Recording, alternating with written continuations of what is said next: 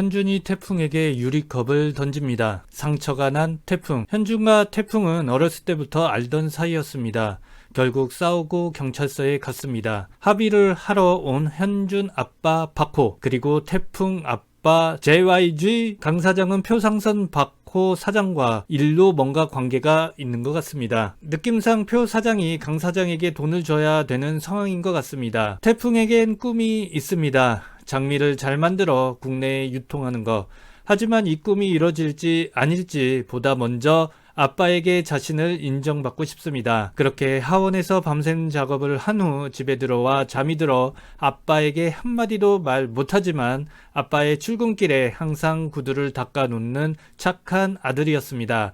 그날 오전 남모가 방송국에 오라고 합니다. 이때까지도 몰랐습니다. 원래는 윤성이 출연하기로 했는데 갑자기 소식도 없이 사라진 이유를요. 하지만 곧 IMF가 태풍의 회사에게도 닥칠 것입니다. 그렇게 암울한 징조가 보이고 대방섬유에서 말도 안 되는 많은 물량의 주문이 왔습니다. 그것도 모르고 태풍은 맘껏 흥에 취해 있습니다. 이 연예방송에 드라마 서초동 하상기 변호사도 출연했는데 노래만 나오면 말콜이 되어 춤신추망이 됩니다.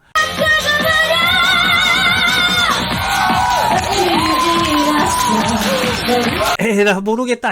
숭구리당당 숭당당 숭당당 숭당당.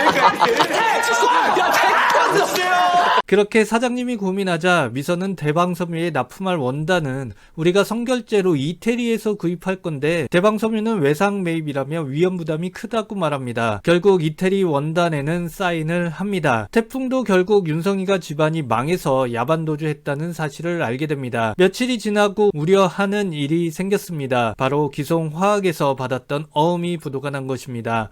그래서 강 사장님은 이달 월급이 미뤄진다고 알려줍니다. 그리고 갑자기 건강이 악화돼 쓰러집니다. 그날 저녁 미선 동생 미호가 연탄을 갑니다. 근데 저 헤어핀은 결국 엔믹스 규진의 오리 헤어핀이 확장되고 변화돼서 드라마까지 쓰게 되네요. 엔믹스 새로 나온 블루 발렌타인 뮤비에도 규진이 하면 머리핀, 이젠 나뭇잎 머리핀. 그리고 병원에 온 태풍은 아버지가 깨어나면 신으라고 구두를 닦습니다. 마침 교수님이 들어오고 아버지의 상태가 괜찮으시다고 합니다. 하지만 무슨 이유인지 뉴스에서 무너지는 대한민국이 나올 때 갑자기 강 사장님이 돌아가시게 됩니다. 그렇게 장례식장에서 조문이 있을 때 최 사장님이 찾아와 미수가 있다며 돈 내놓으라고 합니다. 그러자 미선이 추석 때문에 송달이 늦어 받은 날로 70일 계산하면 돈 주는 날이 오늘이 아니라고 합니다. 이때 표 사장이 오고 부의를 합니다. 표박호는 강 사장님이 죽기 전 병원실에 찾아갔었습니다. 그리고 어디 있냐고 물었습니다. 이 말을 들었지만 아무 말도 안 하는 JYG. 그렇게 병실에서 박호가 나가자 강 사장님이 돌아가신 것이었습니다. 하지만 너무 큰 돈을 부의해서 그런가 아님 무슨 제안을 했나 강태풍이거나 아님 태풍 엄마는 강 사장님의 제안을 생각해 보겠다고 합니다. 이 일이 있으는 회사의 직원 대부분은 사직서를 냈습니다. 구이사는 이태리 계약에는 강 사장님 선수금도 있어서 대방섬유건을 잘 진행해야 한다고 합니다. 그래서 고 과장이 부자도 IMF에는 다 망한다고 하니 차 차장이 강 사장님 아파트 34평에 2억 정도 되지 않냐고 합니다. 그렇게 태풍은 지금 2025년 시세로 강남 아파트 재건축을 할 경우 프리미엄이부터 40억이 넘기 때문에 버티면 망하지 않습니다. 그렇게 회사에 온 태풍은 아버지 물품을 정리합니다. 이때 장례식장에서 못 받아간 돈을 받으러 왔다며 최 사장님이 옵니다. 최 사장은 언제까지 갚겠다는 연대 보증을 서라고 하자 태풍은 내가 보증 서겠다고 합니다. 그래서 최 사장은 그럼 사무실 계약서를 담보로 가져가겠다며 기간 안에 돈을 갚으라고 합니다. 그렇게 최 사장이 나간 후 미선은 태풍에게 그럼 회사에 입사한 거니 입사 서류를 작성하라고 합니다. 그래서 보니 온통 한문이라 알 수가 없습니다. 태풍은 이름을 쓴 후 미선에게 또 뭐 써야 하냐고 하니 자격을 쓰라고 합니다. 그래서 아들이라고 쓰니 아니 그 자격 말고 자격증을 쓰라고 합니다. 그래서 아, 맞다. 그 자격.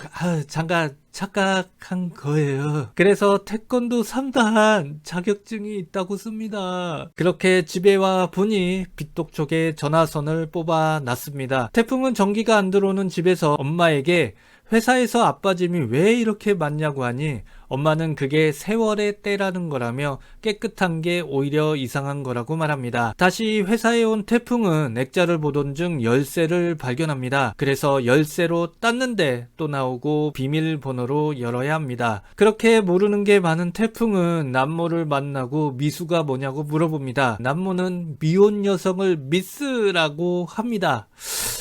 내가 너무 똑똑했나? 다음날 출근한 태풍은 뭘 할지 몰라 동서남북만 합니다. 그러다 직원들이 다 밥 먹으러 갈 때 미선에게 혹시 사장님이 중요시했던 네 자리 숫자를 아냐고 합니다. 그래서 회사 액자 100년 대게 보며 2072라고 합니다. 그렇게 비번을 넣자 금고가 열립니다. 그 금고엔 아빠가 자비를 모아 직원들에게 줄 통장과 자신의 통장이 있었습니다. 그래서 다음날 미선과 점심을 먹으며 본격적으로 일을 배우고 싶다고 말합니다. 지난 과거의 자신은 사실 아버지의 인정을 받고 싶었던 마음이었다며 이제라도 아버지의 바람대로 살겠다면서 진짜 일을 배우고 싶다고 하는 것입니다. 이제 본격적으로 일이 시작됩니다. 우선 이태리에서 오는 원단을 받으러 부두로 갑니다. 가는 날이 장날이라고 회사 팩스가 고장이 나서 거래 명세서가 대방섬유로 못 보내서 직접 전달하러 미선과 태풍이 함께 합니다.